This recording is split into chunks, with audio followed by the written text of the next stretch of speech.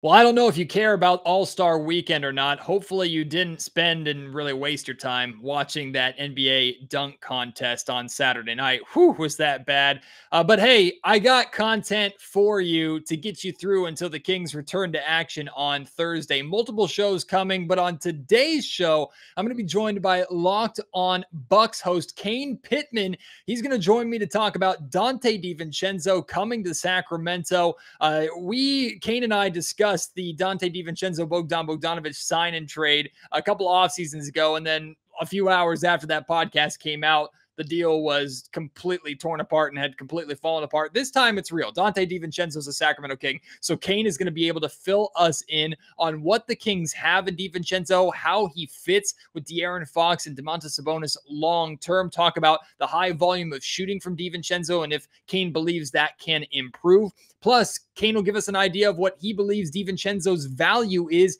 in upcoming free agency. It's all on today's episode of the Locked On Kings podcast.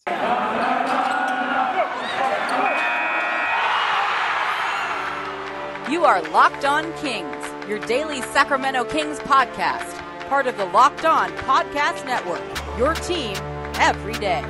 And now, ladies and gentlemen, it is that time for another episode of Locked On Kings.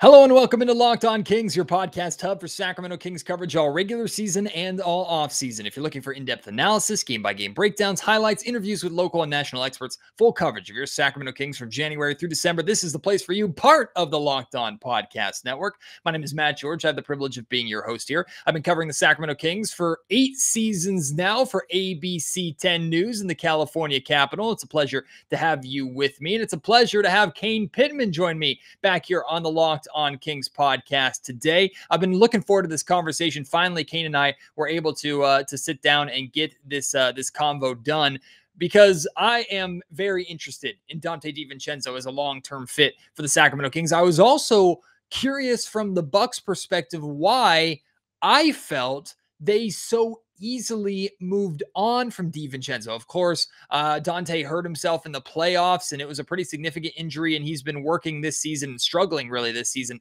to come back from that injury. So Kane will give us a little bit of context on that, plus everything that I talked about in the introduction. Donte's value in free agency, his fit with De'Aaron Fox and Domantas Sabonis, his two-way ability as a defender, but potentially as a floor spacer. We have not seen DiVincenzo shy away from taking a lot of threes already as a King. So Kane and I are going to discuss all of this and then some, even a fun little tidbit in there about DeMarcus Cousins and why the Milwaukee Bucks decided not to bring DeMarcus Cousins back after he had a very effective, it was either one 10-day contract or a pair of 10-day contracts. He played really, really well in Milwaukee, and I was a bit surprised to see the Bucks not choose to bring him back. Kane will give us a little bit of context on that for all you DeMarcus Cousins fans, or even haters out there who are listening to this Locked On Kings podcast. But I think you're going to enjoy my conversation with Kane. So you won't be surprised. Kane, you can hear it in his accent. Kane is Australian. He is from Australia. So the connection at times is a little spotty, especially towards the end. I apologize for that in advance. It shouldn't be something that disrupts your listening too bad, but if you hear drops, you hear pauses, it's not you. It's our connection. It might be a second or two pauses, but you'll get through it. The conversation is still really good. You can understand everything in it, and it won't be too distracting. I can promise you that. And I want you to respond to what Kane and I are talking about. So you can do so on Twitter at MattGeorgeSack. You can email me, mattgeorgesports@gmail.com. And if you're watching on YouTube, get loose down in the comment section down below. But enough of me jabbing by myself. Here is my conversation with Locked On Bucks host Kane Pitman. This may seem like deja vu to some of you who have listened to the Locked On Kings podcast since a couple of off seasons ago, but I got Locked On Bucks host Kane Pitman back with me here on the Locked On Kings podcast to talk once again about Donte DiVincenzo, who this time actually is a Sacramento King. If people don't remember, the Kings and Bucks had a verbal agreement, and a trade was reported that the Kings were essentially going to take Donte DiVincenzo off the Bucks and to sign a trade deal that would have sent Bogdanovich to the Bucks. That ended up falling apart. A tampering investigation ended up costing the Milwaukee Bucks, I think, a second-round pick, as if only tampering happens with small market teams and there's no issues with bigger markets when they do their thing. That's another soapbox for another time. time. Kane, welcome back to Locked On Kings. This trade's real this time. We can actually talk about Donte DiVincenzo as a Sacramento King. Matt, I referenced the podcast that we did, the Bogdan Bogdanovic trade podcast, 8 times on Locked On Bucks. I bring it up as one of the great archive podcasts that people still should go back and listen to me and you discussing how Bogdan Bogdanovic can fit with the Bucks for half an hour, only for that podcast to be rendered completely useless within about 10 hours. Yep. Well, let's just make it a bit. Let's start talking about hypothetical trades that would never happen as if they are going to happen just so they can fall apart. But now this one actually did go down, a 4-team deal. And I gotta say, Kane, I was shocked by this deal, not in the sense that the Kings ended up landing a guy in DiVincenzo that they've clearly had their eye on for quite some time. I was shocked that the Kings were able to add DiVincenzo in addition to a couple of players who aren't necessarily the sexiest names coming out of the Detroit Pistons, just for trading Marvin Bagley. I mean, at least in my mind, and some Kings fans I know feel the same way, even if there is still upside with Marvin, he's a failed number 2 overall pick, and that's a whole saga of failure added to the list for the Sacramento Kings. The fact that they were able to turn Bagley, who we didn't know if he had any value whatsoever, into a player of Donte DiVincenzo's, I should say, potential caliber, that was a pretty big deal for Sacramento. Well, it's interesting because I always think those sort of top 5 picks that don't work out, they've usually got at least one trade in them where a team will buy into it and go, he's a top 5 pick for a reason. I think we can make this work. I think the difference with this situation with the Kings was that it just went on and on and on. And it felt like Bagley was just not going to be traded. I'm sure you obviously understand that and your listeners understand that. But DiVincenzo is interesting because I think that he is a player that on a really good team has been a valuable contributor. I think there's a couple of things people overlook what he can bring to a team, probably none more so than the fact that he got injured in the first round last year and it didn't matter. They went on to win the championship, which I think I with Bucks fans as well, that turned on him a little bit this season. I think it made them think that he wasn't as valuable as what he actually was during the regular season. What was it that DiVincenzo did that soured him to some Bucks fans this year? Well, DiVincenzo, I wouldn't describe him as a consistent player, particularly on the offensive side of the ball. He's kind of erratic, so you never really know what you're going to get from night to night. And I think, as you would know, at times fans look some other value to a team if the scoring isn't always at a consistent level. And for Donte, that's kind of been the case. Now, we should acknowledge and we should admit that this year he's hardly played and he missed a long time. And so to me, I look at it and say, okay, yeah, sure, he's probably got some significant rust that he needs to off. Of course, that patience isn't always there with the fan base. What is the biggest difference that you see from DiVincenzo this season coming off of that injury to what he was beforehand? And do you think it's something that he's able to overcome, or do you think this is one of those injuries that can maybe only subtly, but even so, change a player and the way they go about their craft? Well, I think that he'll be fine, but he had the problem where he was about to get back into the lineup. He was actually scheduled to make his return. And then he went into health and safety protocols, COVID, literally on a night he was supposed to come back. And then he came, he played a couple of games, and then he twisted his ankle again. And then he missed another week and a half. So he just wasn't able to really get going. So I don't have any issue to stay healthy that he'll be a valuable player. But the big area of his game that continues to be the question mark is he's finishing around the basket. It's not great. It's been trending downwards over his first few years in. That's the big area for him of him finishing in the paint and at the basket. DiVincenzo's injury followed by COVID, followed by another injury. That might be an issue to some fan bases. For Sacramento Kings fans, that's par for the course, just based off of what the Kings fans have dealt with Marvin Bagley and his frequent issues back to back. And what you're talking about, Kane, the inconsistent shooting of DiVincenzo and him trying to work himself back into really game comfort, I guess would be the correct term.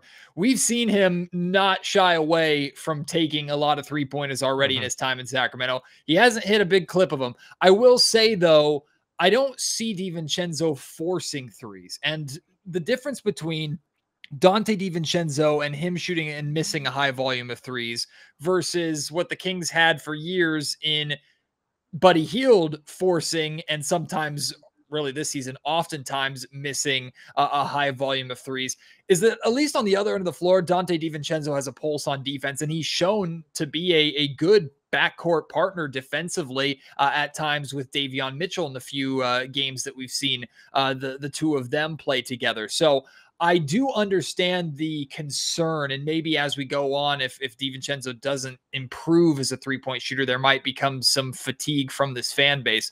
But I'm at the point, at least this season, if DiVincenzo needs to use the remainder of the season to try and find that shot again by taking a lot of looks, especially if he's not forcing them, if they're good open looks that he's going to get playing with guys like Sabonis and De'Aaron Fox, hey, Kane, I'm all for it. Yeah, he's not a knockdown shooter. Like, I don't think Donte will ever be a guy that's in the low to mid 40s from three, but I don't think that that's necessarily a problem. He was actually in the 20% range, about 27% as a rookie. He's second league, he climbed that up 33, and then last season he's third in the league. He was actually up at 37%. So I think that there's reason to feel optimistic at that steady climb with his 3-point shot. Now, he's not shy about shooting, and he has hit some, as many people remember, back in college as well. So I think that's about right. I think he can be a guy that'll sort of fluctuate between that 36, 38%, which is fine if you're talking about a volume guy that's going to shoot those shots. So yeah, he's not shy. I guess the big question for me, for him, about him offensively is when you're playing for the definition of a role player, how does he go when he is on a team where maybe there are more, or maybe there is more opportunity to be a featured guy? I think you'll see players that are destined to be that role player on a really good team. But then there's other guys that thrive when they get more opportunities. So I'm more curious than anything to see how he goes towards the back end, heading into restricted free agency.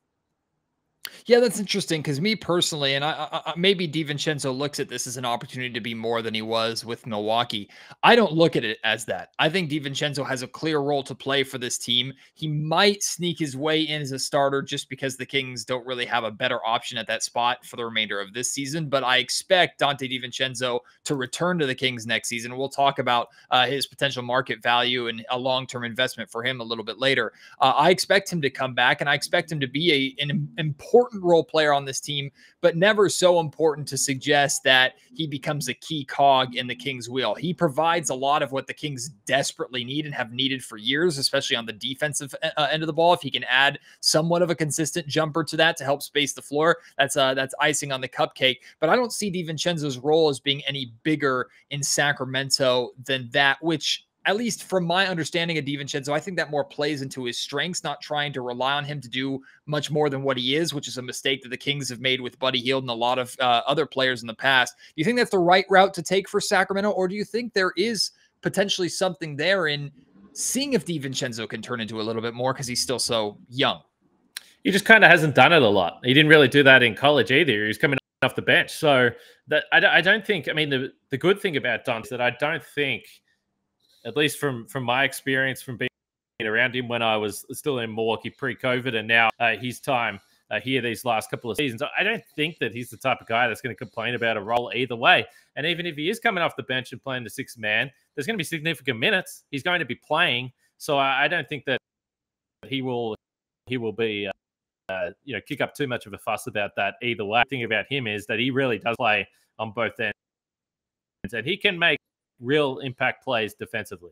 Today's Locked On Kings podcast is brought to you by Truebill. This is an absolute must-have app for 2022. Do you know why free trials renew without your consent? It's a business scam out to get you without you realizing it. Don't let greedy corporations pocket your money. Download Truebill to take control of your subscriptions. Truebill is the new app that helps you identify and stop paying for subscriptions that you don't need, want, or you simply forgot about. On average, people save up to $720 a year with Truebill. Because companies make subscriptions hard to cancel, Truebill makes it incredibly simple. All you do is link your accounts, and Truebill will cancel your unwanted subscriptions in just one tap. And your Truebill concierge is there when you need them to cancel unwanted subscriptions so you don't have to. All the hassle is gone. Truebill does it for you. Truebill has over 2 million users and has helped save them over $100 million. Don't fall for subscription scams. Start canceling today at Truebill.com/LockedOnNBA. Go right now, Truebill.com/LockedOnNBA, betterhelp.com/LockedOnNBA. It could save you thousands of dollars a year.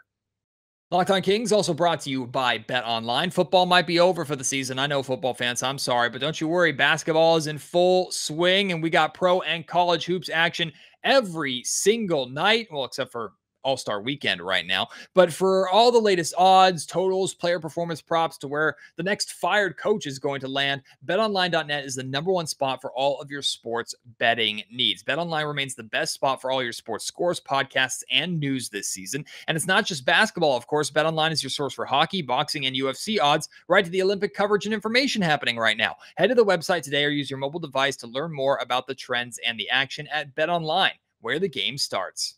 In your mind, Kane, what is realistic best case scenario for DiVincenzo as a Sacramento Kings piece going forward on hopefully a playoff team? What is realistic best case scenario? And what is, you're being a little too optimistic. That's not really who he is. And he's probably not going to get to that point. I think he can be a double-digit scorer. He's a guy that could probably average 15, around the 15-point mark. He'll be a disruptive defender. He's always sort of been around the top of the league for deflections and steals and all these types of things. He's really creative. He takes some risks. There's no doubt about that. And maybe when you're not playing alongside Giannis and not playing alongside Brook Lopez and Drew Holiday and guys, maybe that becomes frustrating at times when you see him take these gambles defensively. But when he comes up with the steal and gets stretch and buckets, then you love it. That's the roller coaster that you will ride with Donte. But yeah, he's a scorer. When he can be a double-digit scoring guy. He's not at times he's been asked to play sort of backup point guard-ish role with the Bucks, a secondary ball handler, but he can create. And this is the interesting thing about him. He gets to the Bucks, no worries at all. So when you see him put the ball on the floor, he gets to a spot because he's sneakily athletic, and then you're like, why could he finish that layup? So that's the tease with Donte. He can get to the spot where you're like, okay, that should be finishing at a high percentage, and he just some of the touch, maybe rushes it a little bit. So that's the most interesting thing. If he can settle down on some of those attacks at the rim, that's when he'll start to go to another level as a player. Going back to this four-team deal, the Milwaukee Bucks end up landing Serge Ibaka. Of course, Ibaka did not come from the Kings. I'm a big fan of Serge Ibaka, even though he's on kind of the tail end, the downswing of his career. I like what he could potentially be for the Bucks, and I know the expectations aren't super high for him, which I think complements him all the better for what he could potentially turn into in a team looking to repeat as champions. But Kane, why were the Bucks so willing to move on from DiVincenzo, who I think had a lot more value, especially when they didn't necessarily get anything back from the Kings? That's pretty common in four-team deals, of course, and getting Serge Ibaka is nothing to roll your eyes at. But I personally was surprised to see Donte DiVincenzo moved for, am I being wrong by saying so little? Yeah, it's interesting because we speculated and he even in an interview that he had recently said, look, I understand what the situation is. I was traded once, so I know that there's a possibility that this could happen. A couple of factors played into this. The Grayson Allen signing, and then they extended Grayson Allen in the offseason too. Basically traded for him, extended him straight away to a 2-year, $20 million, which I think is damn good value for Grayson Allen, a guy that's started basically every game for the Bucks, probably a better shooter than Donte. So I think once they extended Grayson Allen, we thought, gee, this probably doesn't look good for Donte. The other thing is just the injury history. He's been injured every single season, and you want to see him get healthy, but when he's heading into restricted free agent, the Bucks are already in the luxury tax in a big way. Are they going to pay Donte DiVincenzo? Probably not. And then the final point, just for this playoff push, Brook Lopez, and they think that they're getting him back, but they've tried stopgap options. Demarcus Cousins, Greg Monroe. We all understood what they were. They were just filling up and trying to soak up some minutes during the regular season. Now that we're on the road to the playoffs, they needed a guy that had A, been there before, B, depending on what he has left, can actually play defense, and I think Serge Ibaka ticks a few boxes there. So it was probably a combination of all those things where if you're not going to keep Donte around, if you already feel like you've got a busy guard rotation, maybe just try a flyer on Serge, see if he can be an impact player. I'm going to swerve off the pathway of this conversation because you brought up DeMarcus Cousins, who, of course, is most famous for his time in Wow. Sacramento. He's both loved and hated in Sacramento, depending upon who you talk to. But I thought DeMarcus, his best small 10-day stint that he's had since, or really in the last 2 seasons, came in Milwaukee playing with the Bucks. I was a bit surprised, although not shocked, to see the Bucks end up moving on from him. What was your assessment of Cousins' time in Milwaukee, and why do you think it wasn't really in consideration as a long-term or even remainder of the season type fit?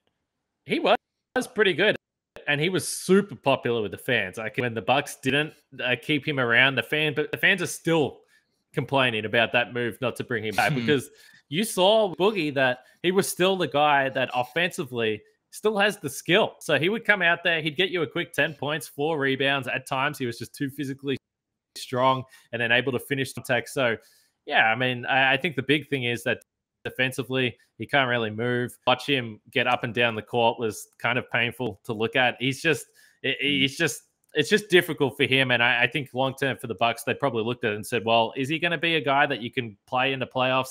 No, probably not. And the way I look is without having any intel to the situation. If the key players in this Bucks organization and the coaching staff wanted him to be around, there's no reason that he wouldn't have been. I mean, I just because he was providing some value offensively, the Bucks were actually pretty good in his minutes on the floor.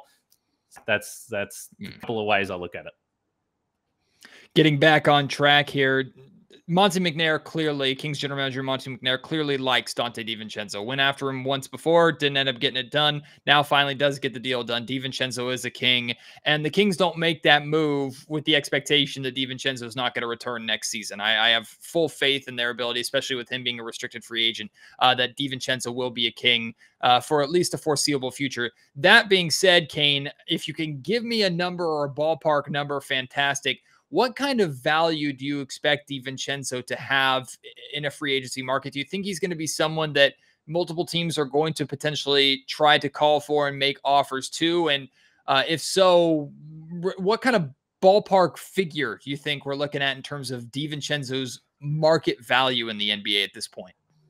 Yeah, because of the injury history, I'm not sure how many teams are going to want to dive in a competitive sense in terms of a long-term contract. But I could see something in the 3-year, 36 range. He is a guy that would probably still get in that anywhere between the 10 to 15. Nothing would surprise me. I don't think that he'll dip that far under that because he has proven that he can be a legitimate impact player on a really, really good team. And I think generally teams buy into that and they like the idea of trying to maximize the role that he had. So that would be my guess. But I guess it depends how scared off people have been with the health stuff. Locked On Kings, as always, brought to you by our friends over at Built Bars. Built Bars are phenomenal. Not only are they delicious, not only will they replace candy bars because they taste as good, if not better, than candy bars.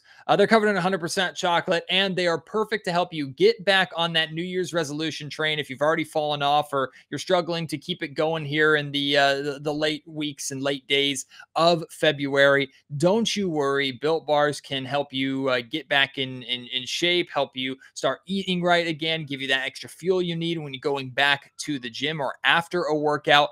Built Bars are healthy. They pack on protein. They help you gain weight and muscle if you want, lose the unwanted weight. Like I said, they're perfect for that sweet tooth as well. So you can eat and satisfy that craving without putting on the extra calories. Like, for example, most candy bars have over 240 calories, 30 grams of sugar, and dozens of net carbs. Built Bars, 130 calories, 4 grams of sugar, 4 net carbs, and 17 grams of protein to boot. There's so many different flavors for you to try right now. I encourage you to go on to built.com and order a mixed box. They'll send you a bunch of different flavors for you to try out. And then once you have your favorite flavors, like mine is mint brownie, you go on to built.com again and order a specific box with the bars that you want at the quantity that you want. Whatever you order on built.com, make sure you use our promo code LOCKED15. You'll get 15% off your order. Again, that's promo code LOCKED15 for 15% off at built.com. The Kings made it clear that they were committing to a De'Aaron Fox-led core when they traded away Tyrese Halliburton, bringing in a two-time All-Star, Domantas Sabonis, who I know you're familiar with, being from the Eastern Conference. So a two-part question here. One, I'm just curious your thoughts on Sabonis and him coming to Sacramento and what he could be based off of how you followed him in his time in Indiana, number one. And then number two is the Kings, if you're trading away Tyrese Halliburton, of course, they'd love to make the play-in in the playoffs this year, but that's not as important as next season. Next season is going to be huge for that Fox and Sabonis core. And assuming Donte DiVincenzo is back and part of that core going forward, even though he's not necessarily a core member, what do you think about DiVincenzo's fit with the two of them playing alongside them on both ends of the floor?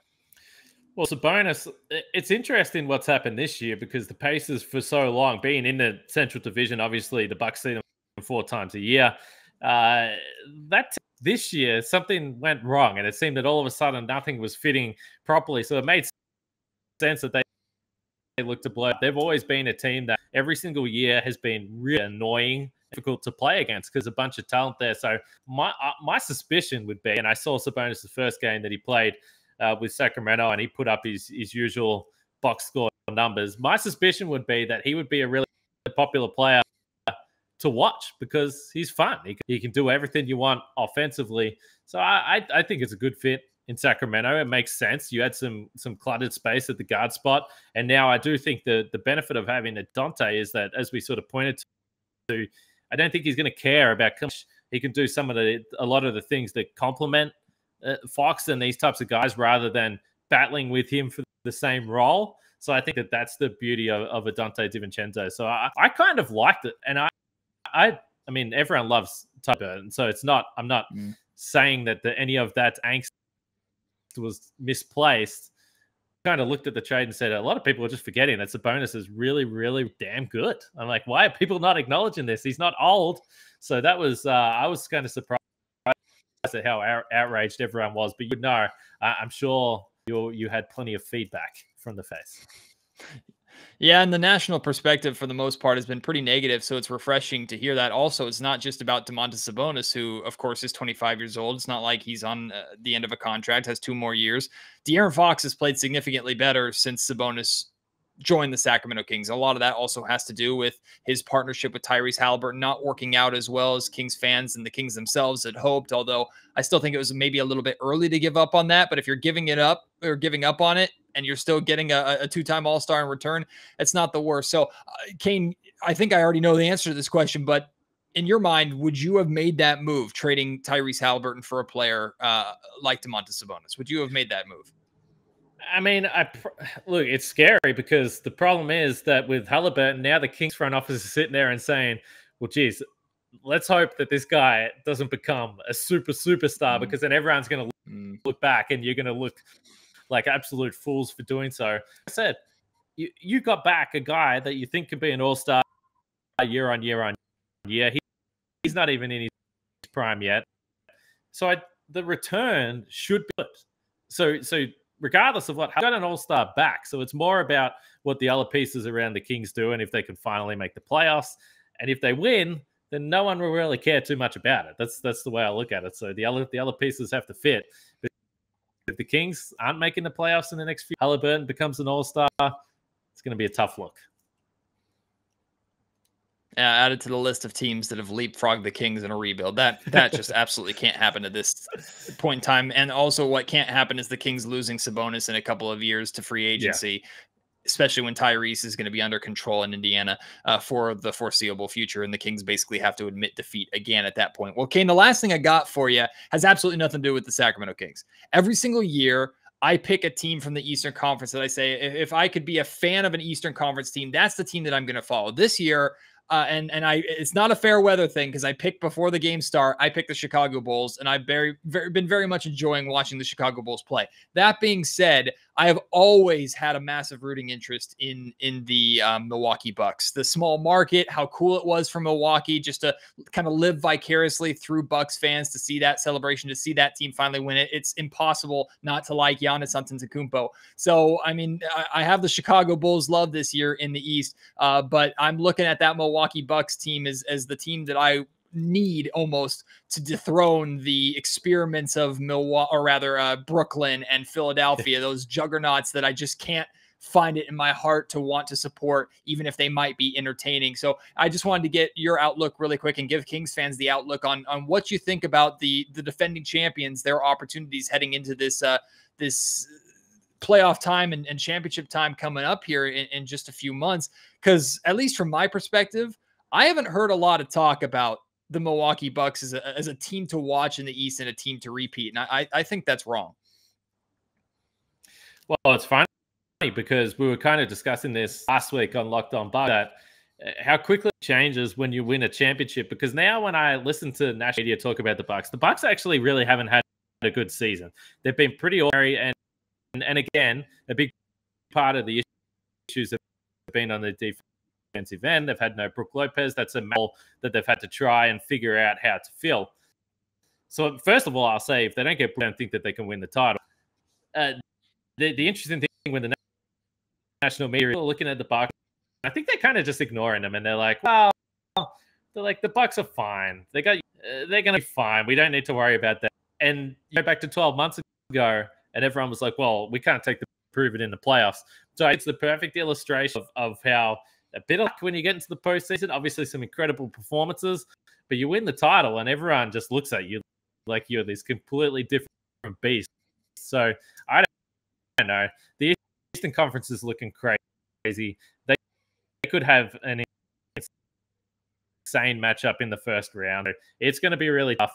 And like I said, typically there's luck involved with the title. So if they can stay healthy, they have Giannis. I think Giannis has absolutely proved that he can carry a team to anywhere. So they have Giannis as long as he's healthy. Well, we here in Sacramento would have no idea what it's like to have the narrative change because you've won a championship, but we'll continue to try and live vicariously through the Milwaukee Bucks as much as possible in that sense. If there's any information that you listeners need, any interest that you have in the Milwaukee Bucks, make sure you're listening to Kane Pitman and the Locked On Bucks podcast. Kane, thank you so much for taking the time here on Locked On Kings. I'm glad the DiVincenzo deal actually happened this time, so hopefully this won't be out of date 10 hours from now, and I look forward to having you back on in the near future, my guy. Really appreciate Kane joining me here on today's Locked On Kings podcast. I hope you enjoyed that as well. Again, if you want to respond to anything Kane and I talked about DiVincenzo and this Kings team going forward, maybe you want to chime in on the Bucks not bringing back DeMarcus Cousins, or the Bucks' chances of ruining the dreams of the Brooklyn Nets and Philadelphia 76ers again in the playoffs. Whatever you want to talk about, you can do so on Twitter at MattGeorgeSack. You can also find Kane on Twitter at Kane Pitman. You can email me, mattgeorgesports@gmail.com, or leave your thoughts in the YouTube comment section down below. On tomorrow's Locked On Kings podcast, I'm having another group of guests, not just one, a group of guests, a Locked On a Locked On Kings media roundtable. I'm going to be joined by Kenny Caraway, Jill Adge, Franklin Cardicelli, and Brandon Nunez. The four of them will sit down with myself and we'll just discuss what's currently going on with the Kings. We'll discuss the Tyrese Halliburton trade. We'll discuss the play-in tournament and the push for the playoffs this year. We'll discuss next season, this upcoming offseason, the performance evaluation or approval rating of general manager Monte McNair after the very active trade deadline. We're going to discuss a ton of stuff. And if you have anything that you would love us to discuss, please share those with me. We would love to hash those out. I'm looking forward to that. And then on Tuesday's Locked On Kings podcast, Rafael Barlow from Locked On NBA Draft is going to join me. We're going to get an early glimpse at this 2022 NBA draft class and get an idea of not only what players are going to be at the top of the class, but what players could be in that 8 to 12, 13, 14 range that the Kings may very well end up with or end up at once this season is said and done, at least in terms of draft lottery odds. So Rafael will be able to fill us in with all of that. So I hope you'll join us for that. If you could leave a review of the Locked On Kings podcast, that would be amazing. Apple Podcasts, best place to do that. Hit 5 stars. There's a little box for a custom review. Let people know why you listen to Locked On Kings, why you encourage them to listen to Locked On Kings. Also a good place for constructive criticism too, if you have any of that for the podcast. And if you're listening on Spotify, there's no custom box, but you can leave a 5-star rating. Of course, if you think the podcast is worthy of that rating, and I certainly hope that you think that. I appreciate everybody who has left ratings and reviews. I appreciate everyone watching on YouTube, all the subscriptions, all the commenters, all the likes, and those of you turning on the notification bell. You are all phenomenal. I appreciate you so much, and I can't wait to continue pumping out good Kings content for you as we get closer to the return and the resumption of the Kings season. Appreciate your support as always. Can't wait to have you join me on tomorrow's podcast. Until then, my name is Matt George. You have been listening to Locked On Kings, part of the Locked On Podcast Network.